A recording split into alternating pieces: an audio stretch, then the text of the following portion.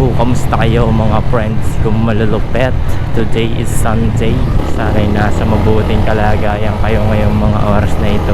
So today is pag-uusapan lang natin kung ano ba talaga yung ideal fuel consumption ng sniper. Tingnan natin yung fuel economy ko. 43.5 yan o. Parang medyo tumakaw sa gas ang aking motor mula nung nagpalit tayo ng pipe. Dati yan ay 47, 47.0. Nireset ko kasi ito nung nakaraan. Nung nakaraang, kailan ba yun? Kahapon.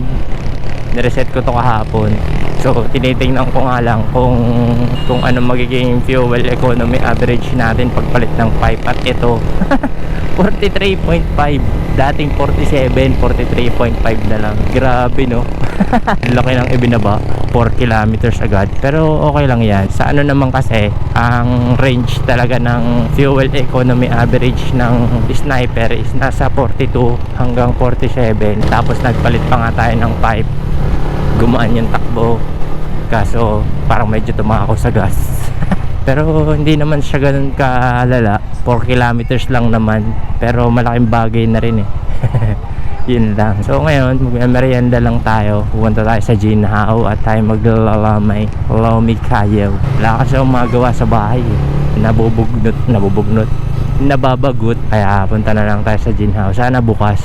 Yung iba kasi, may mga nakikita kasi ako na yung parang nagre-reklamo sila na yung motor daw nila is matakaw. Kasi bakit daw yung iba 55 to 57 yung fuel economy average, tas yung kanila 44, ganyan, 45. Ganun lang. So wala naman po yun sa ganun mga friends. Minsan kasi nadadaya din kasi yan eh. Nadadaya kasi tong fuel economy average mga friends. Minsan kasi ang mga ganyan, yun nga, tumatakbo sa highway, tapos ire-reset nala sa kalagitnaan ng takbo. So ang lalabas talaga dyan is napakatipid.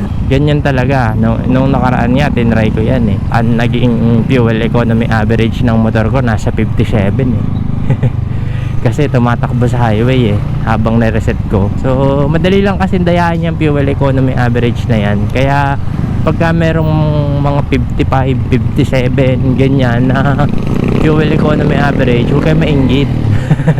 Kasi ang normal talaga na average nitong gasolina natin is nasa 44 hanggang 47, 42. Kahit nga 42 eh, pagka yung sagad-sagad ka lagi mag-throttle, 42, which is normal naman sa isang sniper. Pero pag chill ride ka, papatak talaga yan ng nasa 47 hanggang 49. Yung wala kang ahon, yung talagang patag na patag yung daan sa inyo, lagi ka nasa highway, ayaw mga ganun. Pero kapag ka mga ganito, city ride, hindi ka makakapagpalabas dito ng 55 eh. Kahit nga 50, hirap eh sa ganito. So masasabi mo talagang normal lang na mag-average kayo ng 42, 43, 44 hanggang 45. Pagka mga ganitong city ride lang, lalo na kung traffic sa lugar nyo, hindi nyo kaya mag 55 dun. Kaya wag nyong kainggitan yung iba. Kasi baka magkaiba naman kayo ng road condition. Ito nga akin, tinan nyo, 43. From 47 naging 43 eh. Diba? Kalmahan nyo lang mga friends. Lalo na siguro kung ipaparimap ko to, kasi nga nagpalit na tayo ng pipe, magbabago yung AFR nyan. Sigurado mas tatakaw yan sa gas. Tsaka yung iba kasi, kunyari nasa nasa lusungin, ayun, minsan nagre-reset sila ng gano'n eh. Kaya huwag kayo masyado mag-alala pag mga ganyan yung usapan. Pag usapang gasolina at ang inyong motor akala nyo yung matakaw, hindi yan. Ganyan lang talaga yung normal. Yung iba kasi hindi normal ang nun. Gaya nito, nag-aahon ako 43.5. Nabawasan na tayo, diba? Sa patakaw sa gas to eh. Wala naman na halos pa kaya naman mga tao sa gasolina kung gaano katakaw ang kanilang motor. Pero kung tutuusin, dyan sa 43 na yan, 44, matipid pa yan sa gas. Magtaka kayo kapag ang sniper nyo inasa na lang 30 plus. 30 plus na lang yung fuel economy average. Doon kayo magtaka, sobrang takaw na pag ganun. Para sa akin, masarap to gamitin ganitong fuel economy. Ayos na sa akin. Naambon pa rin dito, gara tila na sa amin eh.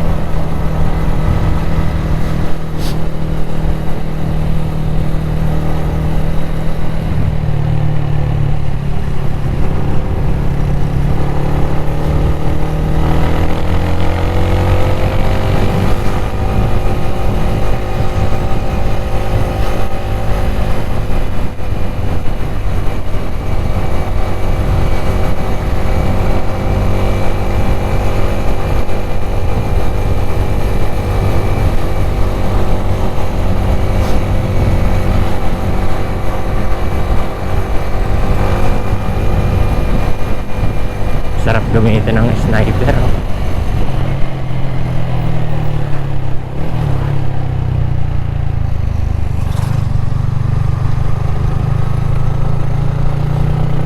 First time ko nga pala mga friends mag-change oil. Ako na yung nag-change oil nito kanina eh. Parang sa tansya ko nga parang napadami yung ano ko langis. Pero konti-konti lang naman. Nakalimutan ko kasi bumili nung ano, yung may parang pitchel na may ano, ano tawag doon? Parang pitchel na may sukatan ng liters.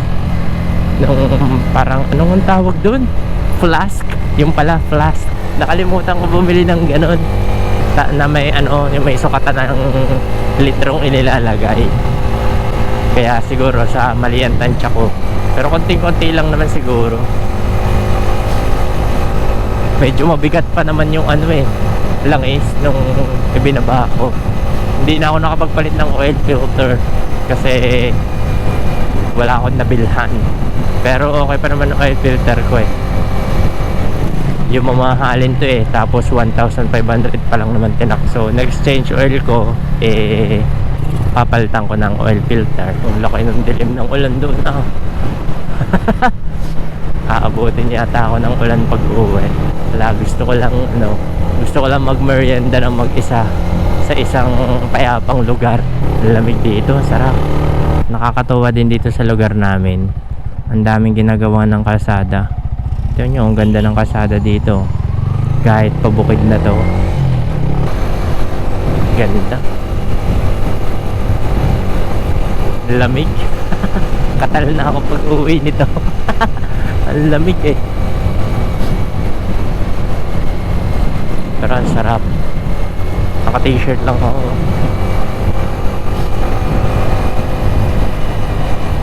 Oh my god. May palapa ng nyug sa gitna ng kalsada. Delicates na. Sana bukas tong ginhaw.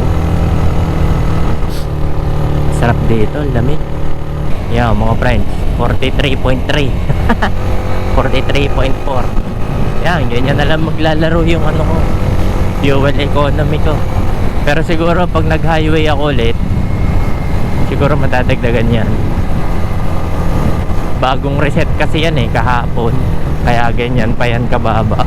Pero okay lang naman yan. Wala namang problema kung mababa yan. May pambili ka naman ng gas eh. Tsaka normal lang naman yan. Sa pagtagal din naman ng panahon. Ito kasi 2 taon na. Oh. Sa pagtagal kasi din ng panahon, hindi mo na rin mamamalayan yung mga ganyang bagay. Grabe, sarap dito, lamig. Dami kasi puno din eh.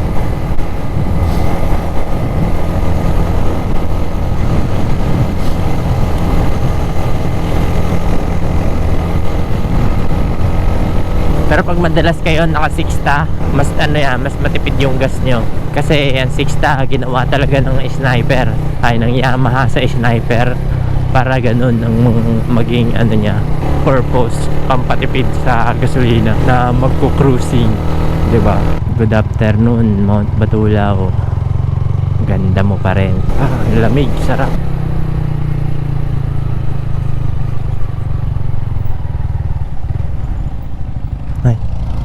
Kasunod pala ako. Sorry po.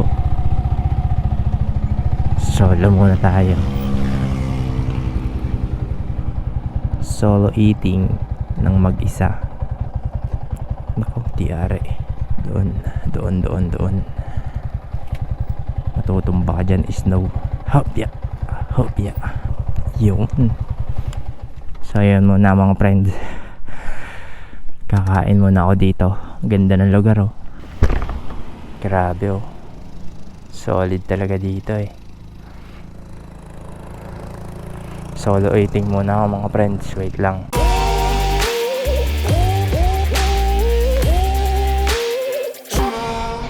So yung mga friends, naka-order na tayo ng lomi jumbo tsaka isang dumplings. Sarap, peaceful. Malidinig nyo lang dito ano, mga ibon at saka hangin. Yan, ang ganda oh. Ang aliwalas pa. Dito muna tayo. Sobrang peaceful mga friends. Hintayin na lang natin ang order natin. Kayo muna ang kasama ko for today. Wala tayong makasama eh. Kaya ano muna tayo, chill muna tayo dito. Sobrang peaceful dito. Mas masarap pa pumunta sa mga ganitong lugar kaysa nasa kwarto ka lang. Sa kwarto parang ano eh, mas magulo pa eh. Kung ano-anong mga bagay na maiisip mo pag nasa kwarto ka lang, 'di ba? Kaya mas masarap talaga sa mga ganitong lugar. Mag-e-enjoy ka kahit ikaw lang mag-isa. Gaya nito ngayon, ako lang mag-isa, 'di ba? Para mas maigip ang mga ganitong lugar eh. Kaysa doon sa mga fancy na restaurant. Ang tahimik dito. Ako lang maingay. Kasi alam nyo, delikado rin yung lagi kang mag-isa eh. Kasi pag nasanay ka, parang minsan ayaw mo na nang may kasama. Yun yung mahirap kapag ikaw lang lagi mag-isa. Sasanay ka nang wala kang kasama. Parang na-enjoy mo na yung sarili mong accompaniment. Pero isang magandang bagay din yun kasi hindi ka aasa sa iba eh. Yung saya mo makukuha mo sa sarili mo, hindi sa ibang tao. Pero hindi naman tayo mabubuhay ng tayo lang talaga. Kailangan mo pa rin ng kasama. Pero masarap yung mga ganito, magkakaroon ka ng oras para sa sarili mo. Lalo na kapag masyado ka na naaabuso. Sarili mo lang, okay na. Ay, seryoso naman. Para napakaseryoso ng usapan. Tapos pag uwi ko, busog na busog ako. Hindi na ako makakapaghapunan nito. Masaya din naman kasi. Ano ba nga hanapin mo sa mga ganitong lugar? Peaceful. Sobrang peaceful. Dito ka lang makakatagpo ng tunay na peace sa mga ganitong lugar. Try nyo rin minsan. Wala namang mawawala sa inyo eh. Nandito na order natin mga friends. Ito Jumbo Lomi. Tsaka yan. Tsaka dumplings. Busin natin yan mga friends. Kailangan natin ito maubos.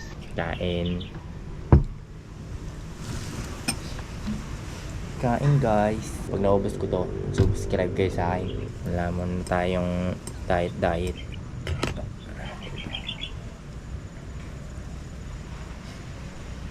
Amoy na amoy yung anghang. Sarap.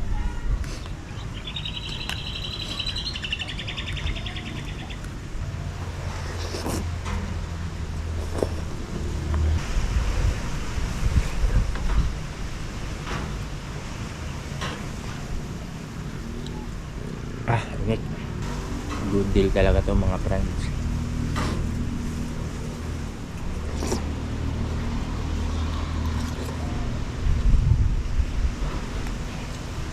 Order na rin kayo ng Lomi. Tapos sabay tayo kumain. Samahan nyo ako kumain ng Lomi. O kahit anong ma-order nyo dyan sa inyo, sabayan nyo ako kumain.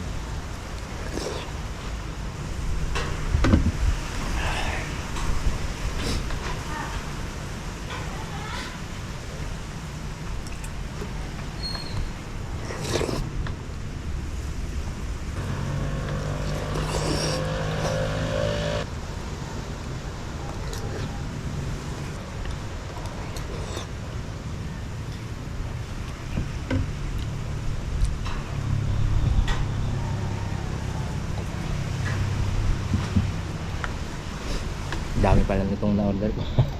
Pero magpakabusog lang tayo mga friends. Para sa atin din naman to. So yun lang muna mga friends. Maraming salamat sa panonood. At mag-subscribe na din kayo. So yun lang mga friends. Hinay at may nag-iingat sa bahay. I believe you don't drink and drive. Please.